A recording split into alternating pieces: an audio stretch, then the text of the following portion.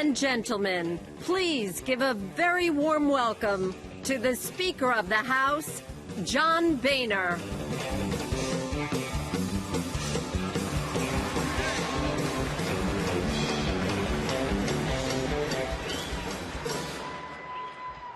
Delegates, alternates, ladies and gentlemen, the convention will be in order.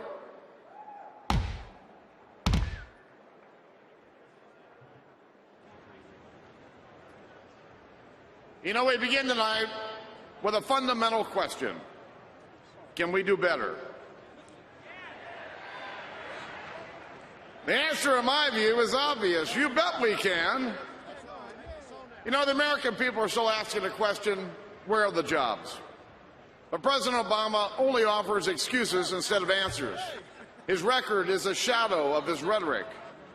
Yet he has the nerve to say that he's moving us forward and the audacity to hope that we're going to believe him. Allow me to illustrate. You know, I'm what you'd call a regular guy with a big job. I've got 11 brothers and sisters, and my dad and my uncles owned a bar in Cincinnati. I worked there growing up, mopping floors, waiting tables, tending bar. So believe me when I say I learned how to deal with every character who walked in the door. So let's say right now some guy walked into our bar full of guys looking for work, having a tough go of it, and the guy said, well, the private sector's doing fine.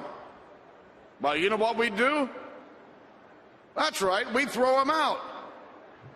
Think about this. A guy walked into our bar full of people paying more for health care, paying more for gas, paying more for everything, and this guy would say, well, we're better off than what we would have been. Well, you know what we'd do. We'd throw him out.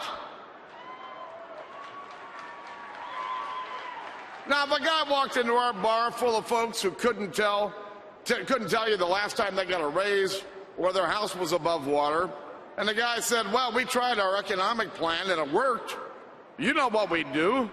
We'd throw him out. Now, let's say a guy walked into our bar, and before he could say anything, he overheard a regular telling his story. Turns out this guy ran a small business, got involved in it while he was in school. Then, out of nowhere, his business partner died. They had just one customer. So he fought like hell through sleepless nights and close calls, and they made it, thank God. Paid their dues, proud of what they've managed to do. Now, if a guy walked into a bar and heard that story and he said, well, if you've got a business, you didn't build that. Well, you know what we do with him, don't you? We'd throw him out. By the way, that small business guy is my story. That was our business, and we did build that. But, you know, it could have just as easily been the story of anyone who's built something from nothing. No guarantees, no government there to hold your hand, just a dream and the desire to do better. President Obama doesn't get this. He can't fix the economy because he doesn't know how it was built. So in 70 days, when the American people walk into the voting booth, what should we do? Should throw them out. Because we can do better, we can do a lot better.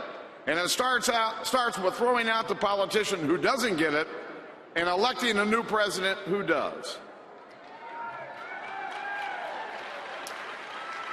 You know, Mitt Romney comes from a family of builders. His father built houses, built businesses, built industry.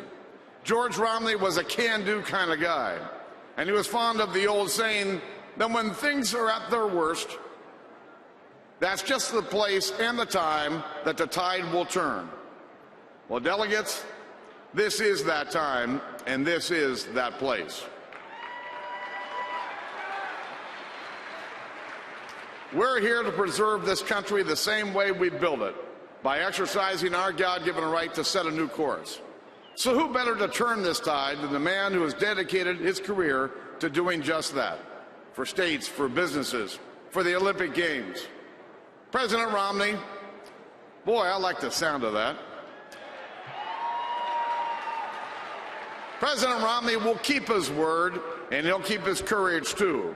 He'll keep faith with the idea that government exists to serve the people and the people who built this economy. Mitt's jobs plan will build a stronger middle class through energy independence, schools where our kids, not the teachers' unions, come first, free trade, the path to a balanced budget, and an end to the uncertainty and the tax hikes that threaten small businesses.